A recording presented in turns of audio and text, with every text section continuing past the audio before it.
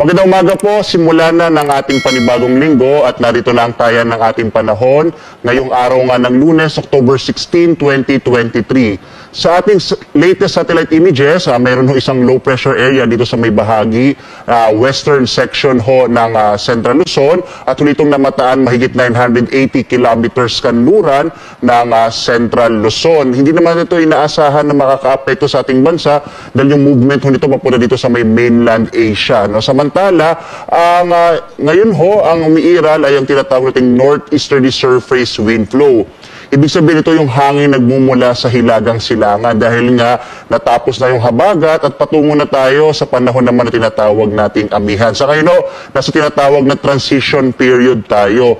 Makikita ho ninyo, may mga kaulapan dito sa may bahagi ng Central Luzon at dito sa may Southern Luzon. Kaya ho, posible ho ngayong araw itong bahagi ng Palawan magiging maulap yung kalangitan na may chance ho na makarat-karat ng mga pag-ulan. Nakikita din ho natin na posible sa may bahagi ng Calabarzon ngayong umaga ay may mga pag-ulang maranasan. Samantala, dito sa may extreme northern Luzon, ay posible ho itong mga pulupulong mahihinang pag-ulan. Yan ho isa sa mga karakteristik o katangian kapag papunta tayo sa panahon ng amihan, wala na ho masyadong mga pagkidlat o pagkulog o mga thunderstorms. Sa nalalabing bahagi naman ho ng ating bansa, Visayas, Mindanao at nalalabing bahagi ng Luzon, yun ho yung mga isolated rain showers and thunderstorms naman ang maaaring maranasan. At narito nga ang tayan ng ating panahon dito sa may bahagi ng Luzon.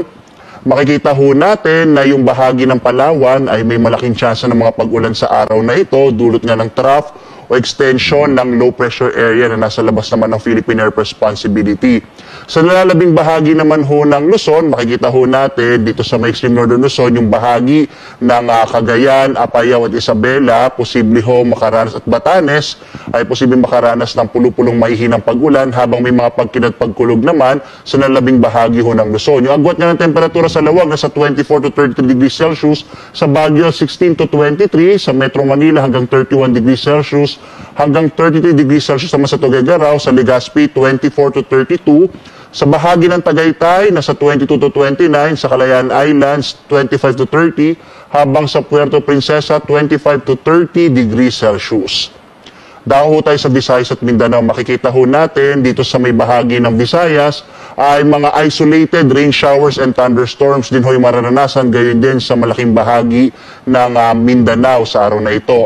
Wala rin tayong nakataas na gale warning. Ibig sabihin, maaari hong pumalaot o maglayag yung mga maliit na sakyang pandagat at malilit na mga bangka dito sa baybayin ng ating bansa. Pero nagpapaalala pa rin tayo dito sa Pag-asa kapag may mga thunderstorms, posibleng biglang lumakas yung alon ng karagatan at biglang bumugso yung hangin. Kaya iba yung pag-iingat pa rin ho ang ating kinakailangan.